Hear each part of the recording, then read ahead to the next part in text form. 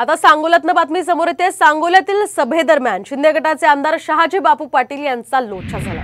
रणजितसिंग नाईक निंबाळकरांऐवजी शहाजी पाटील यांनी रणजितसिंग मोहिते पाटलांना मत देण्याचं आवाहन केलं।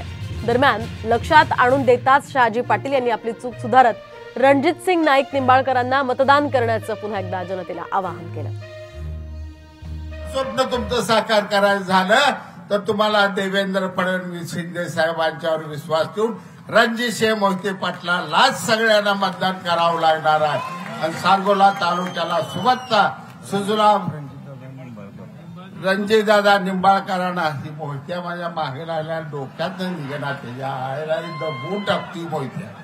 या 40 टोकरी जी भाषा ते हालता हलाय काय तयार नाही। तर रणजितसिंह नाईक निंबाळकरांना एवढं मतदान तुम्ही करायचं।